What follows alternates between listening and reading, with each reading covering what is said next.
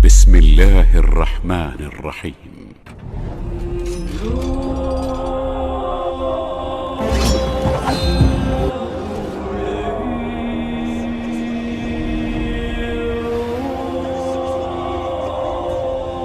The bells in Rome.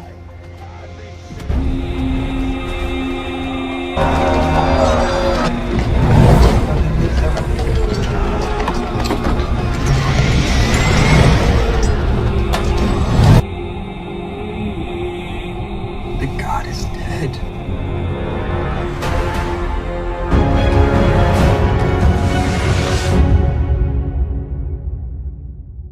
Dan terkadang Allah Subhanahu wa taala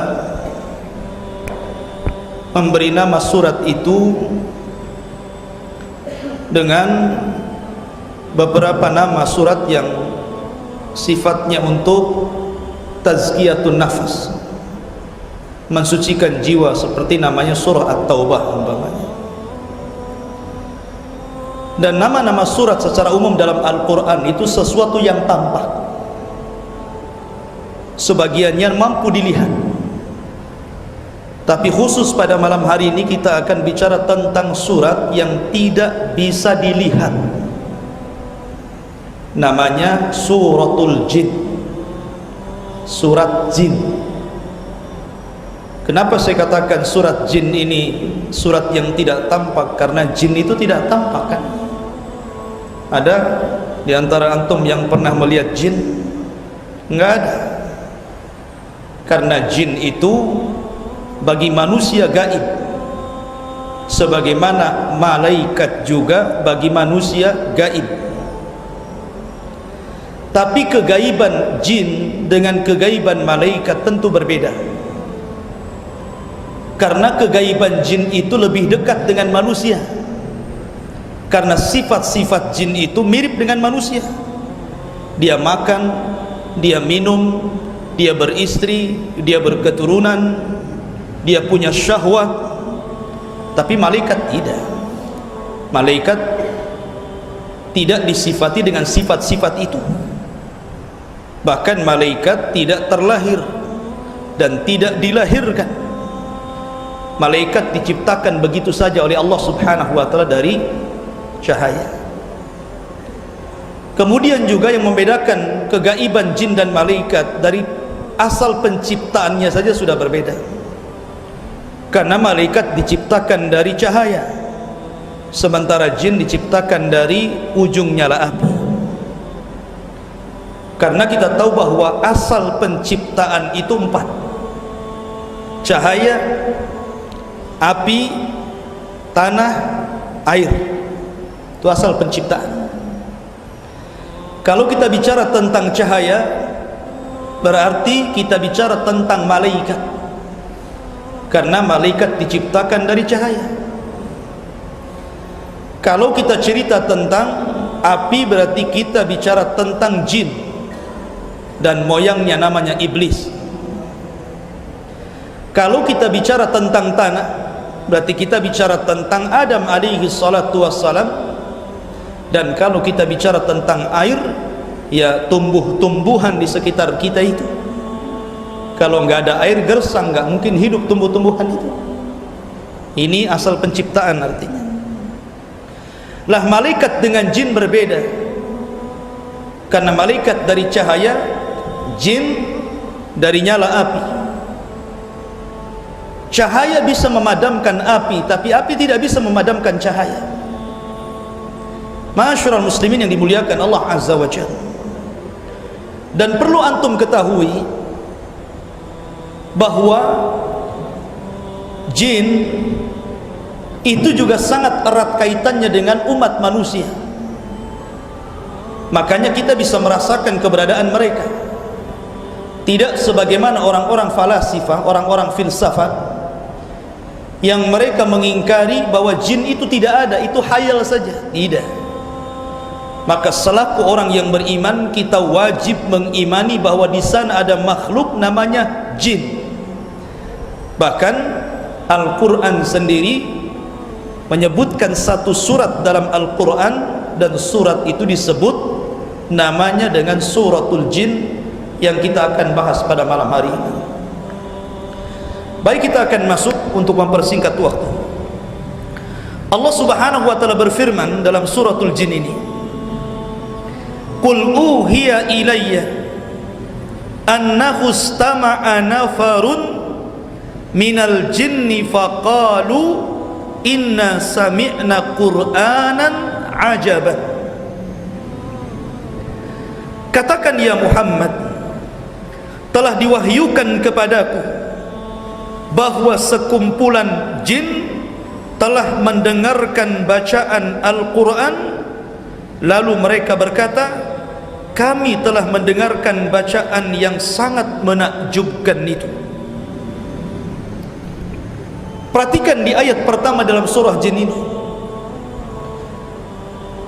sebagian para ulama tafsir banyak yang menjelaskan tentang sebab turunnya surah Jin ini.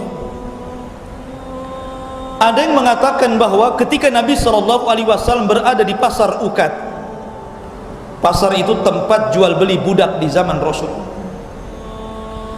lah Nabi SAW membacakan Al-Quran, karena Nabi SAW itu berdakwah ke pasar-pasar, terkadang membacakan Al-Quran. Lah tanpa disadari di pasar itu ada jin-jin yang ikut mendengarkan dakwah Rasul. Akhirnya mereka beriman. Ini satu riwayat. Riwayat yang lain bahwa Nabi SAW suatu ketika solat fajar, solat subuh. Kemudian Nabi SAW dalam solat subuh itu membaca Al-Quran, dan tanpa disadari ada jin-jin yang ikut mendengarkannya. Maka mereka beriman dengan Al-Quran itu. Dan riwayat yang ketiga, bahwa ketika Nabi SAW pulang dari Taif, setelah Nabi SAW berdakwah di Taif dan ditolak oleh penduduk Taif, bahkan mengalami hal-hal yang lebih parah dibandingkan dia alami ketika berdakwah di Mekah, sampai Rasul dilempari oleh penduduk Taif. Maka Nabi SAW pulang dari Taif menuju Mekah, tapi tidak bisa masuk karena sudah diancam akan dibunuh. Maka Nabi SAW memerintahkan Zaid ibn Harithah untuk mencari orang yang bisa melindungi dirinya. Lah ketika Nabi SAW masih berada di perbatasan Mekah itu, antara Mekah dan Taif, Nabi SAW berada di satu kebun kurma milik seorang musyrik. Kemudian Nabi SAW sholat subuh di situ. Kemudian ketika Rasul sholat, rupanya ada jin yang nyasar. Kenapa jin itu nyasar ke situ? Dalam riwayat, ketika Nabi SAW itu diutus menjadi Nabi dan Rasul, pertama diturunkan surah Iqra, yang kedua diturunkan padanya surah Al-Mudaththir. Kalau surah Iqra tidak ada perintahnya, yang ada Rasul disuruh baca. Makanya ketika itu Rasul belum diangkat jadi Rasul, hanya Nabi saja. Berbeda dengan surah Al-Mudaththir, semua ayatnya isinya perintah kepada Nabi SAW untuk berdakwah. Maka dengan turunnya surah Al-Mudaththir, maka lengkaplah jabatan Rasul dari seorang Nabi naik menjadi seorang Rasul. Lah ketika itu langit-langit oleh Allah Azza wa Jalla dijaga, tidak boleh ada satupun jin yang naik ke langit untuk mencuri dengar wahyu. Ketika itu banyak jin yang terbunuh karena disambar oleh meteor, sehingga biangnya jin itu iblis bingung, kenapa anak buahnya tidak bisa naik ke langit, ada apa ini? Makanya iblis memerintahkan orang-orangnya dari kalangan jin untuk mencari kabar, ada apa sebenarnya yang terjadi. Maka disebarlah oleh iblis jin-jin itu. Lah rupanya ada jin yang disebutkan dalam surah Jin itu nafarun. Dalam bahasa Arab nafar itu bilangan yang lebih daripada 3 tapi kurang dari 10. Artinya antara 4, 5, 6, 7, 8, 9 itu disebut nafa.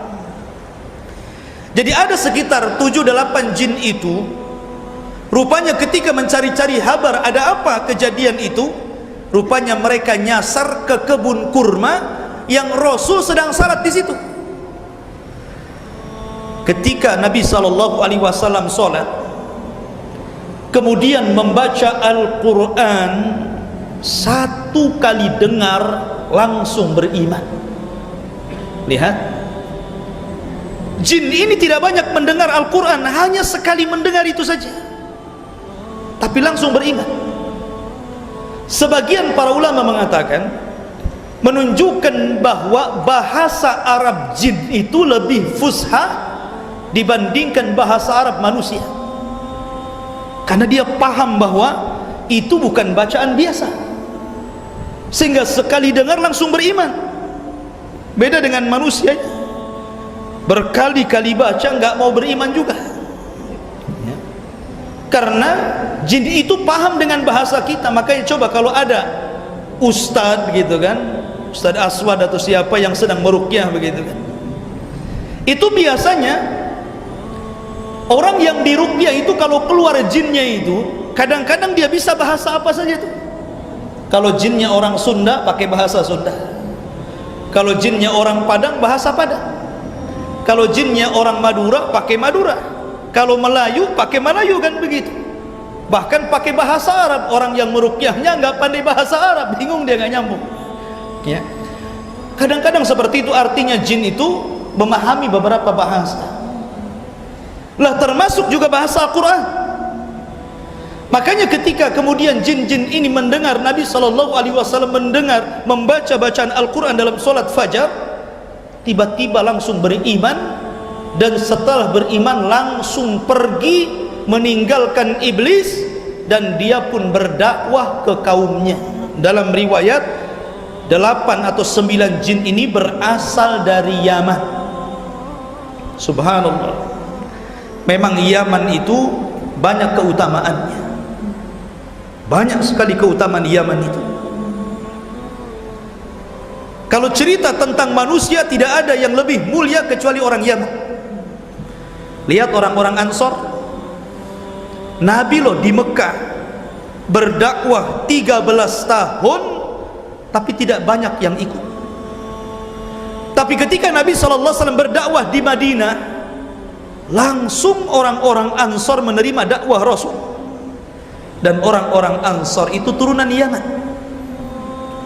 Makanya orang yang pertama kali meminum telaga Rasul di akhirat pada hari kiamat adalah orang-orang Yaman. Begitu juga jinnya. Sahabat-sahabat Rasul dari kalangan jin yang pertama kali beriman, Ansornya jin itu orang-orang Yaman. Makanya Nabi SAW mendoakan Yaman, al-imanu fil Yaman wal ilmu fil Yaman. Iman itu di Yaman dan ilmu itu di Yaman, kata Rasul. Nah di sini Allah mengatakan, kul, katakan ya Muhammad, uhiya ilayya, telah diwahyukan kepadaku, annahu istama'a nafarun, bahwa sekumpulan jin, nafarun minal jin, istama'a. Dalam bahasa Arab antum harus bedakan kalimat sami'a dengan istama'a. Kalau sami'a itu mendengar saja, tapi kalau istama'a mendengar dan mengambil manfaat dari hasil dengarnya, itu istama'a. Banyak orang yang kemudian mendengar Al-Quran tapi tidak mengambil manfaat dari Quran. Tetapi kalau istama'a artinya bukan hanya sekedar mendengar, tetapi mengambil manfaat dari mendengarkan Al-Quran. Itulah jin. Jadi ketika mereka mendengarkan ini, orang ini baca apa ini? Rupanya baca Al-Quran, sekali dengar langsung mengambil manfaat.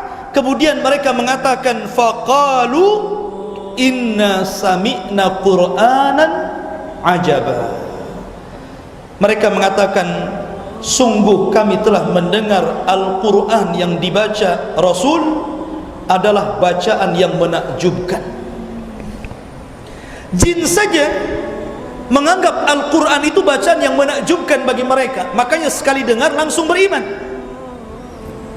Tapi banyak di antara kita manusia yang tidak menganggap bacaan Quran itu menakjubkan. Padahal kalau antum melihat bagaimana para ulama sedang berkisah tentang orang-orang barat ataupun Eropa yang masuk Islam hanya gara-gara mendengar Al-Quran padahal mereka tidak paham maknanya, itu menunjukkan bahwa bacaan Quran itu berbeda dengan bacaan yang lain. Terkadang ada orang sering mendengarkan musik atau instrumen musik yang kadang-kadang bisa membuat orang nangis, membuat orang tertawa, membuat orang senang gitu kan. Tapi berbeda dengan bacaan yang antum dengar ketika yang dibaca itu Al-Quran. Sangat sejuk dan menenangkan. Makanya banyak orang yang masuk dalam Islam hanya mendengar Quran saja padahal nggak paham maknanya kan. Itulah maknanya Quran itu sesuatu yang menakjubkan. Kemudian Allah Subhanahu wa taala menjelaskan lagi, yahdi ila rusydi fa amanna bi. Al-Quran itu telah memberikan petunjuk kepada jalan yang benar. Lihat, jin mengakui bahwa Al-Quran itu bukan hanya sekedar dibaca, tapi Al-Quran itu petunjuk. Makanya Allah mengatakan hudan lil muttaqin, petunjuk bagi orang-orang yang bertakwa. Jadi harusnya ketika orang membaca Al-Quran itu mendapatkan petunjuk harusnya, karena Quran itu petunjuk. Makanya sebagian nasihat para ulama, jangan jadikan Al-Quran itu sebagai ayat-ayat ruqyah saja, tapi jadikan Al-Quran itu dikembalikan kepada asalnya, di mana Al-Quran diturunkan itu pertama untuk diibadahi bacaannya, yang kedua untuk direnungkan isinya, yang ketiga untuk diamalkan kandungannya. Itulah Al-Quran, karena dia petunjuk. Makanya Al-Quran, para ulama juga memakruhkan bahkan sampai mengharamkan gitu kan, yang menjadikan Al-Quran itu hanya sebagai pajangan saja, seperti kaligrafi kemudian ditempelkan. Apakah kaligrafi membawa petunjuk? Tidak. Kaligrafi itu hanya hiasan saja kan. Antum pun tidak baca Quran dari kaligrafi ya. Oleh karena itulah maka sebaiknya Al-Quran itu dibaca, direnungkan, diamalkan ya. Jadi para ulama sampai mengatakan jangan sekedar menjadikan ayat-ayat ruqyah saja, dilupakan Al-Qurannya, sibuk kemudian dijadikan ayat-ayat ruqyah saja tanpa kemudian mempelajari isi Al-Quran. Walaupun bagian daripada makna Al-Quran ataupun kandungan faedah Al-Quran itu juga bisa untuk meruqyah, tapi bukan itu tujuannya. Tetap yang paling utama berdakwah. Kalau anda seorang peruqyah, maka meruqyah sambil berdakwah ya, bukan hanya ruqyahnya saja. Kemudian ketika jin itu mendengar Al-Quran yahdi ila rusyd, memberikan petunjuk kepada jalan yang benar, fa'amanna bih, maka kami pun beriman. Luar biasa ya, sekali dengar langsung beriman. Harusnya kita seperti itu. Kemudian walan nusyrik bi rabbina ahada, dan kami sekali-kali tidak akan mempersekutukan sesuatu pun dengan Allah Subhanahu wa taala, dengan Tuhan kami. Dari sini menunjukkan bahwa asal jin itu kufur, menyekutukan Allah Subhanahu wa taala. Tetapi ada juga sebagian kecil jin itu yang kemudian bertauhid setelah mereka mengenal dakwah Nabi sallallahu alaihi wasallam. Dan ini kekhususan dakwah Nabi. Kalau dahulu para nabi dan rasul ikhwan itu hanya berdakwah untuk kalangan manusia saja. Mereka berdakwah hanya untuk kalangan manusia saja. Tapi ketika Nabi sallallahu alaihi wasallam diutus, wa ma arsalnaka illa rahmatan lil alamin, wa ma khalaqtul jinna wal insa illa liya'budun, maka tugas Nabi berbeda, karena dakwahnya bukan meliputi manusia saja, tapi juga meliputi bangsa jin. Jadi Rasul itu berdakwah kepada jin juga. Makanya suatu ketika Rasul itu pernah berjumpa ataupun berdakwah dengan kalangan jin itu 4 kali di Mekah dan 1 kali di Madinah. Salah satunya yang pertama kali dalam surat ini dijelaskan, kemudian yang kedua di Bukit Hira, kemudian ketika di Madinah juga Nabi SAW pernah suatu ketika bangun dari tidurnya, ketika giliran Aisyah radhiyallahu anha dia langsung keluar.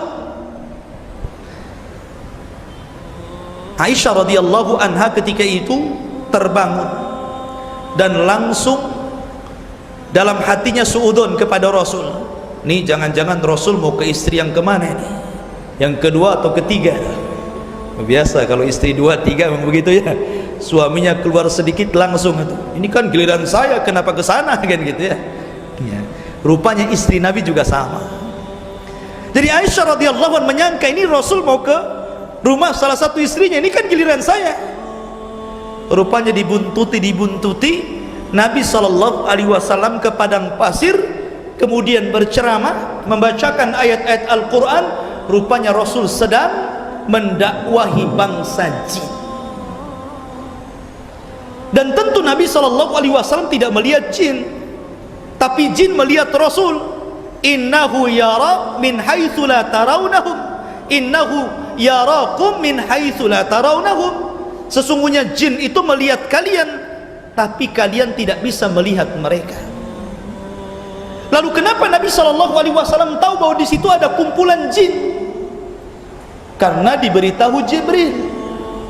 Nabi SAW mengetahui di situ ada jin. Maka ini berbeda dengan kondisi para duat dari kalangan kita yang bukan Nabi SAW dengan Nabi. Nabi tahu di situ ada jin, maka dia berceramah. Jangan pula kemudian datang ke kegelapan antum ceramah. Oh, lagi ngapain antum ceramah sama jin? Dari mana antum tahu di situ ada jinnya? Ya. Artinya bahwa Rasul dikasih tahu di sini ada ribuan jin sedang berkumpul. Jadi Rasul tabligh akbar di hadapan jin. Ya. Dan luar biasa. Bahkan ketika Abdullah bin Mas'ud mengikuti ceramahnya Rasul ke jin itu, ada bekas-bekas atharnya, pengaruh dari kalangan jin.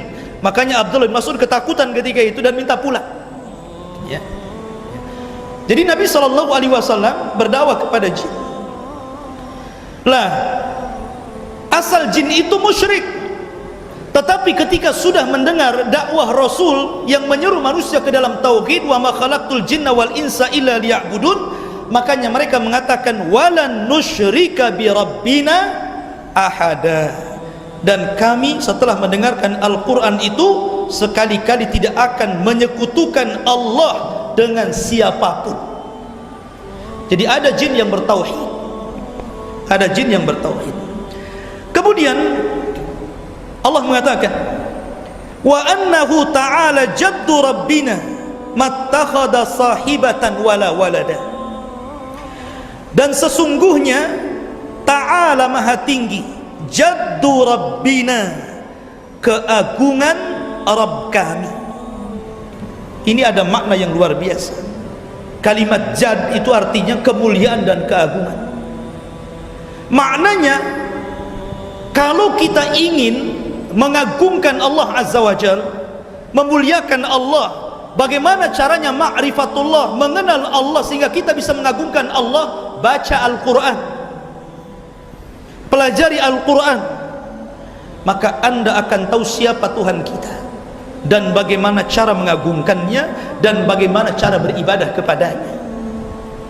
Makanya jin mengatakan, dan sesungguhnya ta'ala maha tinggi, jaddu, keagungan Allah, kebesaran Rabb kami, mattakhadha sahibatan wala walada, dia tidak beristri dan tidak juga beranak. Dari sini menunjukkan bahwa jin itu juga ada Yahudi, ada Nasrani. Karena mereka mengatakan seperti itu. Ya. Yang mengatakan Tuhan beranak siapa? Nasrani kan? Ada Tuhan Bapa, ada Tuhan Anak kan gitu, ada Ruhul Kudus. Berarti menunjukkan bahwa ada jin Nasrani, ada jin Yahudi. Karena Yahudi juga mengatakan Uzair itu anak Allah. Dari sini menunjukkan jin itu mengikuti agama manusia. Mengikuti agama manusia. Jadi jin ada yang Nasrani, ada yang Yahudi, ada Hindu, ada Konghucu gitu kan. Ada Sufi, ada Muhammadiyah, ada NU, ada Banser, ada Kokam. Ya, jadi ya mereka ikuti organisasi yang mana. Ya. Ada sunnah, ada yang jin itu tergantung. Ada yang ikuti nabi palsu, macam-macam jin itu. Ya. Karena jin itu bermacam-macam keyakinannya. Ini berdasarkan dohir ayat ini. Ya. Ma'asyiral muslimin yang dimuliakan Allah Azza wa Jalla.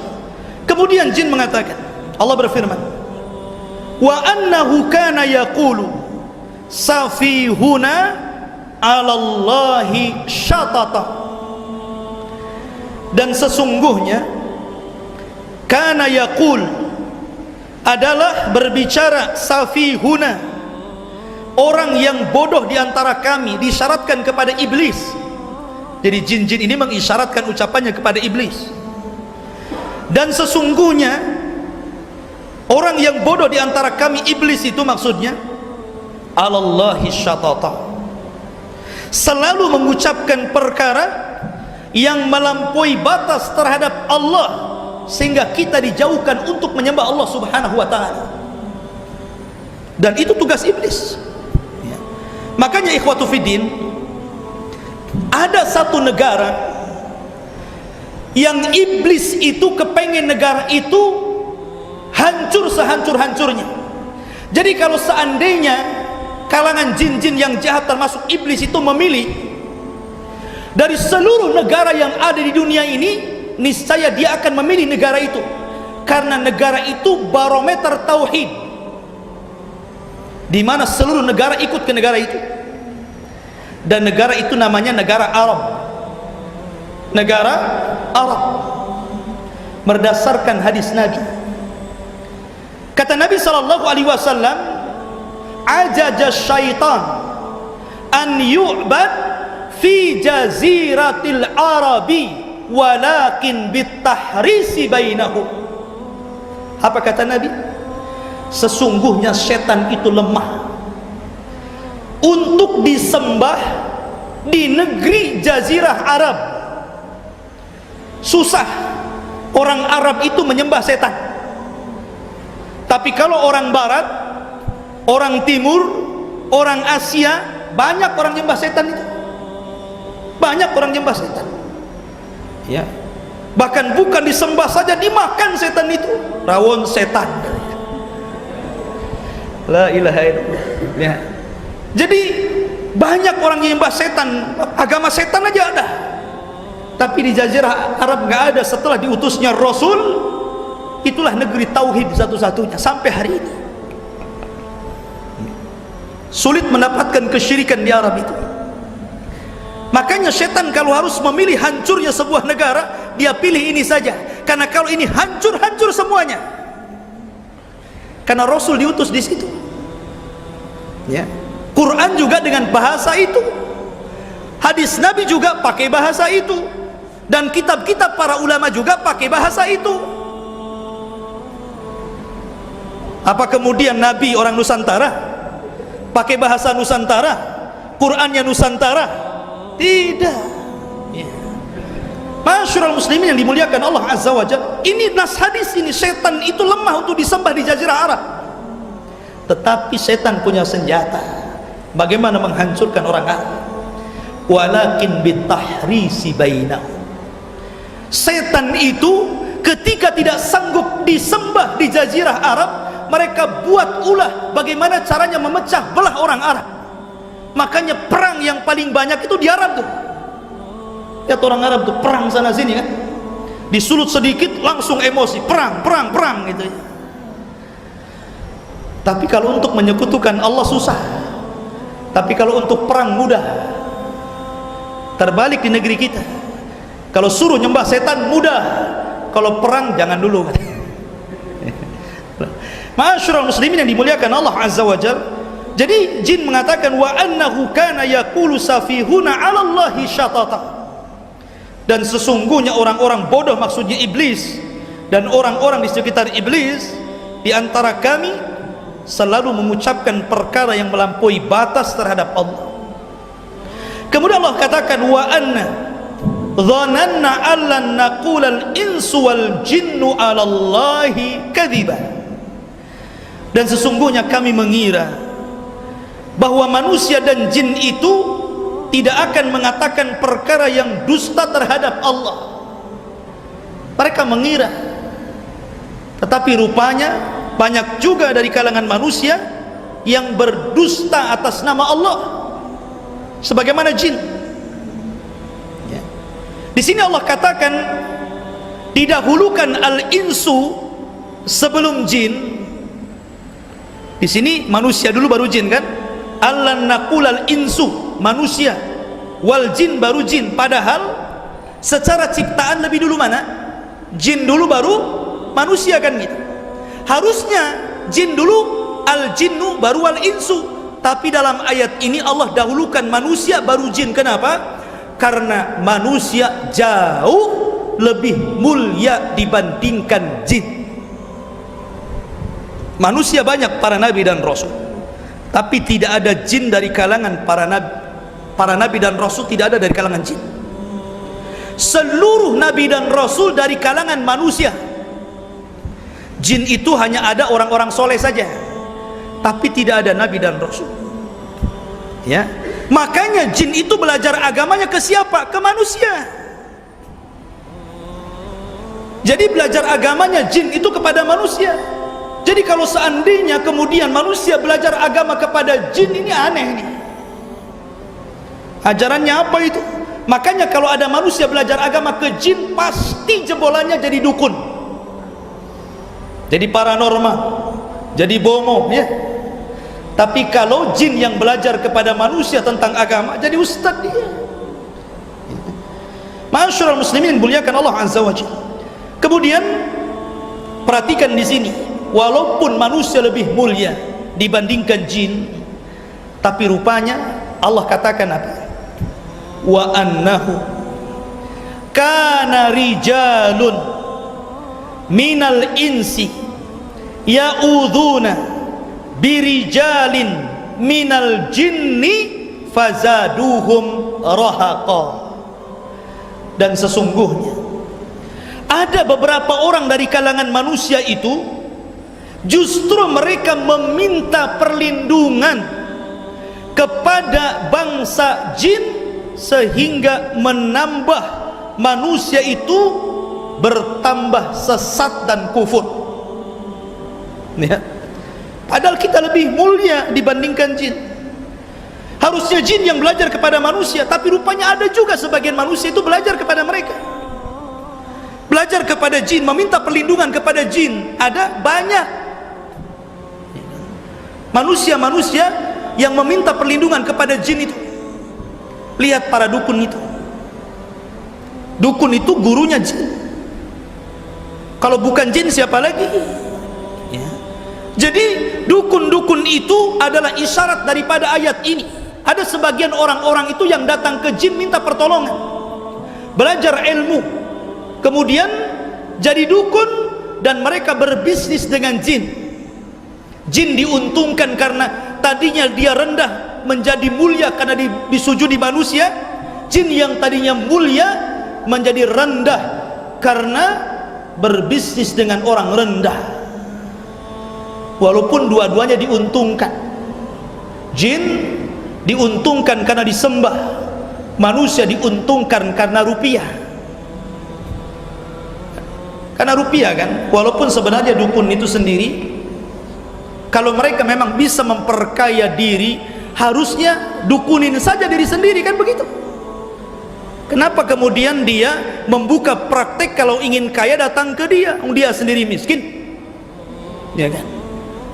Makanya kenapa para ulama mengatakan seluruh para dukun itu pendusta, karena mereka adalah murid-murid jin yang jahat, jin yang kafir. Saya contohkan kedustaannya.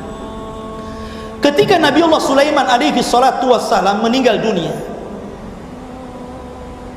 Sulaiman itu sudah mati, duduk di singgasananya. Jin tidak tahu. Jin tetap saja bekerja, membangun jalan, membangun jembatan, membangun saluran-saluran ATB gitu kan. Ya. Jadi mereka masih membangun gitu kan. Baru setelah ada rayap-rayap menggerogoti singgasananya, kemudian karena sudah lama bertahun-tahun akhirnya rapuh, kemudian Sulaiman pun akhirnya roboh. Dan ingat, jasadnya para nabi itu tidak dimakan bumi, makanya jasadnya para nabi akan utuh seperti itu. Jadi bumi itu tidak mungkin memakan jasadnya para nabi berdasarkan dohir hadis. Ya, innal arda la ta'kulu ajasal anbiya. Bumi itu tidak mungkin memakan jasadnya para nabi. Jadi Sulaiman itu tetap seperti itu bentuknya bertahun-tahun. Disangkanya tidur, padahal sudah mati kan. Jin masih bekerja. Jin baru tahu Sulaiman mati setelah roboh dari singgasananya. Baru makanya jin mengatakan, oh kalau tahu Sulaiman mati ngapain saya bekerja, katanya. Kan? Menunjukkan apa?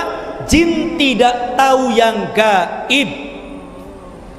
Lah kalau jinnya saja tidak tahu yang gaib, tiba-tiba kemudian dukun yang belajar ke jin ngaku-ngaku tahu yang gaib, apa dusta atau enggak tuh? Dusta lah kan begitu. Jinnya saja tidak tahu yang gaib, kok antum mengaku-ngaku gaib? Dari mana antum? Lah dari sini ikhwatu fiddin dimuliakan Allah Azza wa Jalla, bahwa ada sebagian orang itu meminta perlindungan kepada jin. Apalagi di zaman sekarang, kurang ilmu, kurang iman, kurang ekonomi, akhirnya percaya kepada dukun, lari ke dukun mereka. Padahal dukun-dukun itu antek-antek jin. Kemudian Allah mengatakan, wa annakum dhannu kama dhanantum alla yab'atsallahu ahada. Dan sesungguhnya mereka para jin itu mengira seperti kamu orang-orang musyrik Mekah yang juga mengira bahwa Allah tidak akan membangkitkan kembali siapapun. Jadi ada jin-jin itu yang agamanya ateis. Jadi ada jin-jin yang PKI, ada juga jin PKI namanya. Ya. Ateis, gak kenal Allah. Jadi PKI itu bukan manusia saja ya. Rupanya ada juga jin PKI rupanya. Karena di sini menunjukkan ada jin itu yang gak percaya dengan Allah, percaya dengan hari berbangkit. Manusia juga ada gitu kan, orang-orang ateis, mana percaya mereka. Mereka mengatakan yang menghancurkan kami ya waktu, kalau sudah waktunya mati ya mati, katanya kan itu. Wa manuhlikuna illa dahru, tidak ada yang menghancurkan kami kecuali masa, katanya. Ya. Jadi rupanya jin-jin itu juga sesatnya sampai mengingkari ketuhanan dan hari akhir. Tapi jin yang beriman, mereka mengakui adanya Allah dan hari akhir. Kemudian Allah mengatakan, wa anna lamasna as-samaa fawajadnaha muliat harasan syadidan wa syuhuba. Dan sesungguhnya kami kalangan jin ini telah mencoba mengetahui rahasia langit, maka kami mendapatkannya penuh dengan penjagaan yang sangat kuat dan panah-panah api yang menembak-nembak mereka. Dahulu sebelum Nabi SAW diutus, jin itu naik ke langit. Jadi kayak orang panjat pinang. Untuk tahu orang panjat pinang ya. Jadi taruh sini, nanti ke atas sampai ke atas ya. Lah jin itu seperti itu naik ke langit, seperti orang panjat pinang ya. Lah jin itu mereka punya pos-pos di langit itu. Mereka membangun pos-pos yang ada di langit. Jadi jin yang paling atas mereka duduk-duduk di pos itu sambil mendengarkan wahyu yang Allah turunkan kepada Jibril, dan Jibril yang Allah bicarakan dengan para malaikat yang ada di langit. Karena dalam sebuah hadis yang dicantumkan dalam kitab Tauhid oleh Syekh Muhammad bin Abdul Wahhab rahimahullah ta'ala, jadi salah satu cara turunnya wahyu itu ada wahyu itu yang ketika Allah turunkan bersuara seperti gemerincing besi-besi yang dipukul-pukul ke batu, dan itu wahyu yang paling dahsyat yang Allah turunkan. Sehingga ketika Allah kemudian hendak menurunkan wahyu, kemudian terdengar suara yang menggelegar seperti itu, seluruh malaikat yang ada di langit pingsan, tidak ada satupun yang siuman. Dan yang pertama kali siuman adalah Jibril. Ketika siuman itulah Jibril diperintah untuk menghadap Allah. Disitulah Allah perintahkan kepada Jibril wahyu untuk disebar kepada para malaikat sesuai dengan tugas-tugasnya. Mungkin ada malaikat yang tugasnya membuat tsunami, membuat gempa, membuat angin puting beliung, memberikan hujan kesuburan, menjadikan laut surut pasang, macam-macam dengan tugasnya para malaikat itu. Lah ketika Allah sudah memberikan tugas kepada malaikat Jibril, barulah seluruh malaikat siuman dari pingsan mereka, sehingga tidak ada yang tahu bagaimana Allah mewahyukan kepada malaikat kecuali Jibril saja.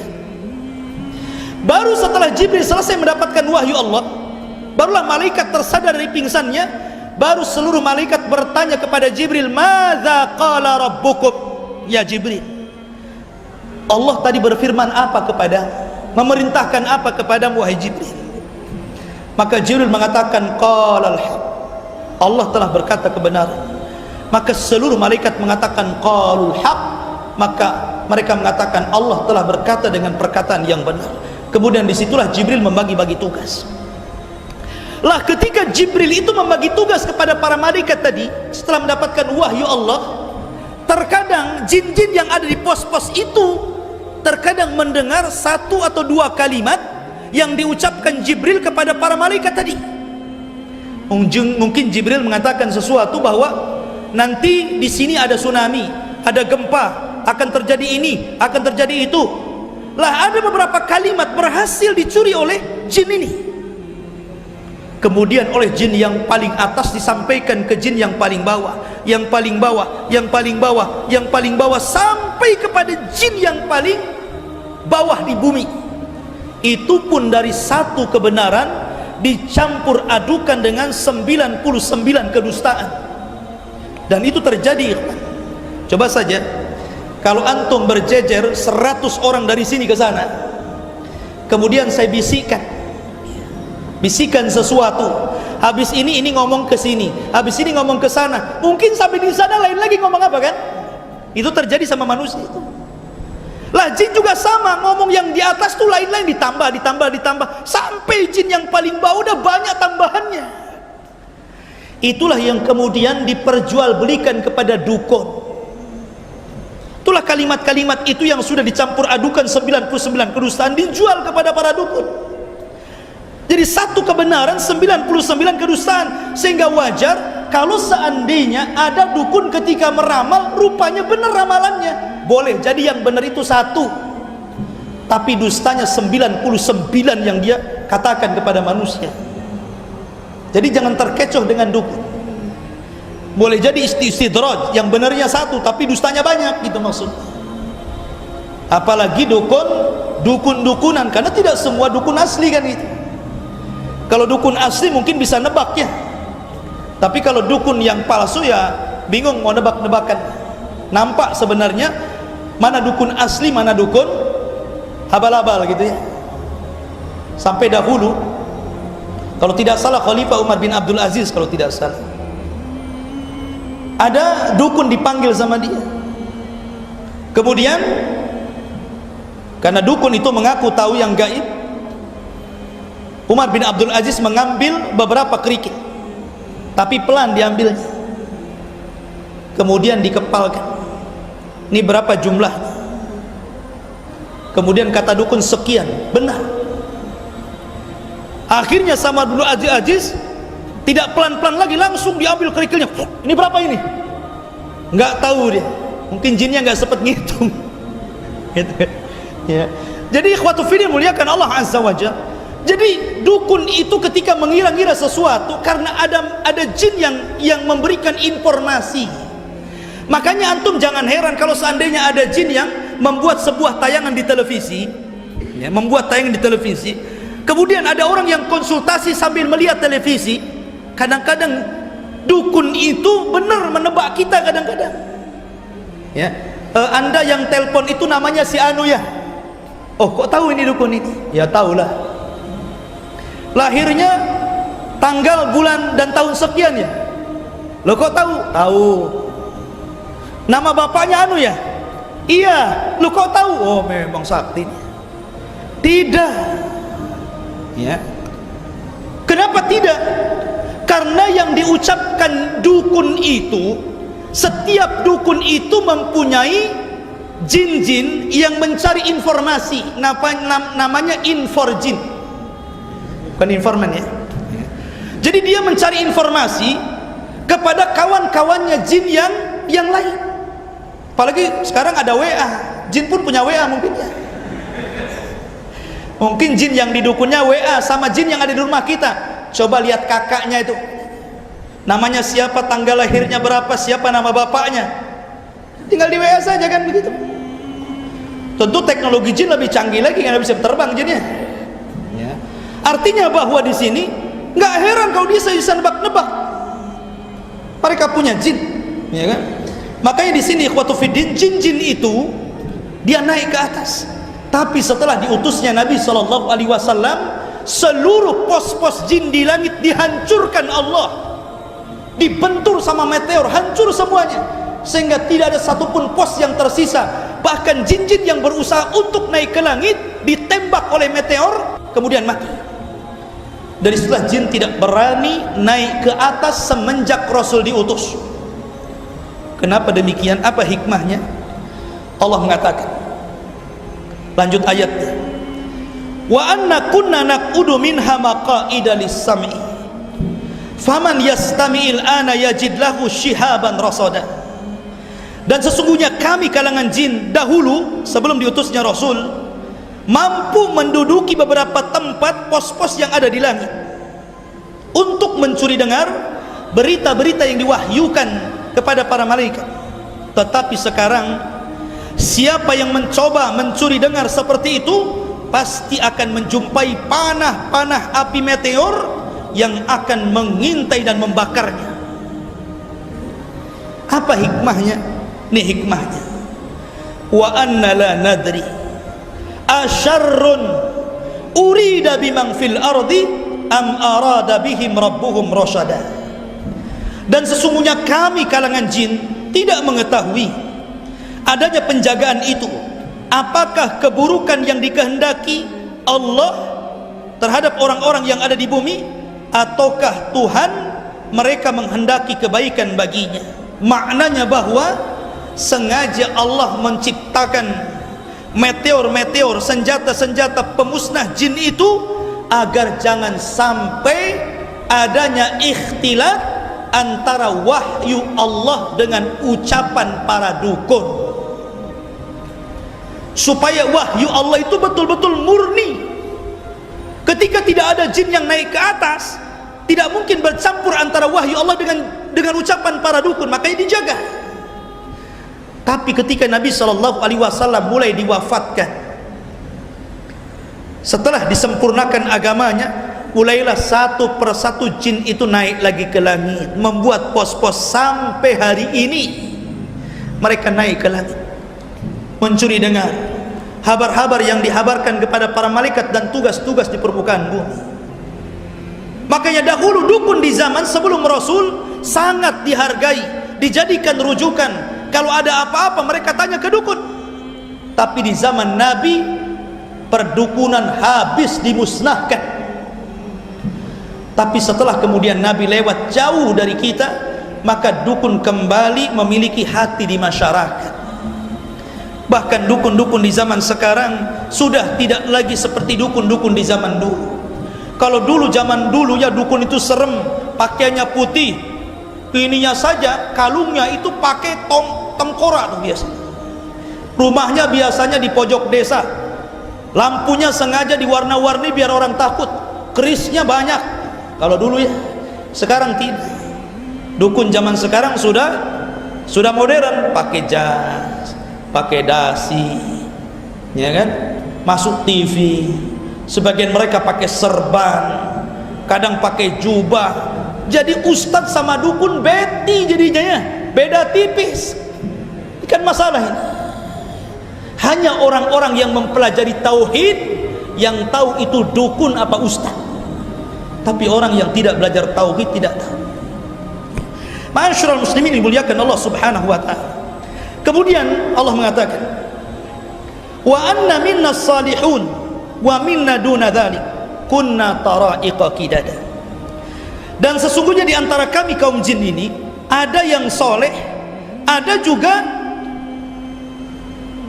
pula kebaikannya yang bukan seperti itu, yang bukan soleh. Kunna tara'iqa qidada. Kami ini menempuh jalan yang berbeda-beda. Artinya kehidupan jin itu kurang lebih sih dengan manusia itu, kurang lebih dengan manusia. Manusia itu kan ada yang jadi ustadz, ada juga penjahat, ya kan? Ada orang soleh, ada juga orang toleh. Itulah manusia. Ada orang kaya, ada orang miskin, ya. Ada yang pekerjaannya di bawah, ada yang pekerjaannya di atas. Jin itu kurang lebih sama. Ada jin yang soleh, ada jin yang toleh. Ada jin yang taat, ada jin yang jahat gitu. Ada jin beriman, ada yang kufur. Ada jin yang kaya, ada yang miskin. Macam-macam kehidupan mereka itu kurang lebih dengan kita. Tetapi hubungan mereka dengan manusia itu tidak dilepaskan, karena sebagian makanan jin juga makanan kita, ya. Contoh kata Nabi SAW, kalau antum makan sop tulang, kemudian antum setelah makan itu, makan dagingnya, kemudian antum makan itu, tinggal tulangnya. Ketika antum membuang tulang itu dan membaca basmalah, maka dalam tulang itu akan kembali lagi dagingnya. Tetapi kita tidak bisa melihat, hanya jin-jin yang tahu, kemudian mereka memakan bekas makanan kita. Dan itu sedekah kita kepada jin. Jadi kalau buang tulang baca bismillah, biar dimakan oleh saudara-saudara kita. Bahkan kata Nabi SAW, apabila kita sudah makan, kata Rasulullah apa? Hendaklah kita menjilat-jilat apa yang ada di tangan kita, kan? Dijilat. Jangan disisakan makanan itu, apalagi berjatuhan. Tapi dijilat-jilat tangannya. Makanya sebelum makan cuci tangan. Biar yang dijilatnya juga bersih, gitu kan. Lah kalau sampai kemudian ada yang jatuh masuk, yang jatuh gitu kan, nasinya 1-2 gitu jatuh, itu dimakan jin. Padahal itu yang berkah, ya kan? Boleh jadi yang jatuh itu yang berkahnya. Dari sini menunjukkan ada hubung terkait antara jin dan kita. Termasuk juga orang yang masuk ke dalam kamar mandi dan Anda lupa membaca atau sengaja tidak membaca doa ketika masuk kamar mandi, maka mereka melihat kita telanjang dan aurat kita.